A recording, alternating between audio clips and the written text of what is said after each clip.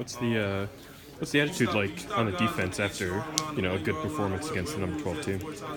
We're really hopeful right now. I mean, I think we've been playing for the most part at a pretty high level. I think it just hasn't been consistent, but I think after this past weekend, it's been a very it's consistent now. So I feel that it's going to continue to be that way, and that's the standard now, and it should be that way from here on out.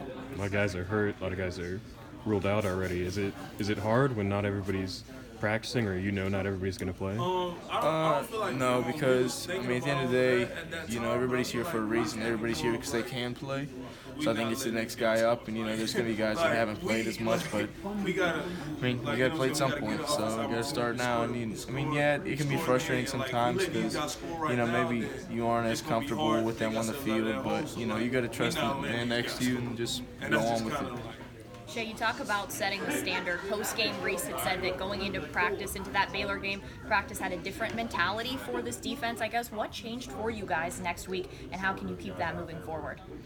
I think it's just you got to continue to work. I think we know that we can be great, and there's a lot of things that we could have made plays here and there. Just one mistake at a time, but we really honed in on doing our job as a player and doing your own personal job, and I think it all came together really well, and I think that's just what we have to continue to do. You talk about some young guys having to step up, some people having to play different positions every couple games, it seems, as well. Is it impressive what this unit has been able to do given all of those circumstances coming in? Oh, absolutely. I think that it's a credit to the guys that change positions, and I think it's a credit to our coaching staff for being able to see where guys could fit in and help us in a different position as well. One of those young guys, Tyson Smith, has really come up with some big plays for you guys. What have you seen out of him in the games that he's had to step up in? He plays hard. He plays hard. He knows what he's doing. He acts like he's a vet out there. So it gives me a little reassurance. It's a little reassuring to me. I'm sorry, just because I don't have to worry about him, and he can talk to me and know that I know what he's talking about, and we're on the same page. Not a lot of confusion.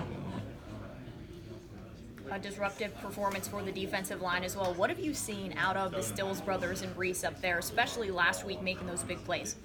They're disruptive. They really, they're hard to block, and I see it every day. So going into a game, I'm not really surprised. But I love it. It makes my job easier. So This week facing Texas Tech, the offensive line, I think they're top 10 in fewest sacks allowed right now in the nation. What is the key getting into the backfield? So basically just playing hard. I know we run a lot of different stunts up front. I know we do a lot of different things. Game planning wise, I'm not really sure what we're about to get into, but I know that we'll probably have something for him. Jett Duffy, you guys faced him last year in Lubbock. What do you remember from him, and just kind of what is his skill set? What are you expecting this weekend? Oh, so last year I remember he was a runner. He wants to get out and run. His ability his mobility in the pocket, his ability to get around out there and get downfield quick is very dangerous. So I think this will be a big test to doing your job and playing sound defense.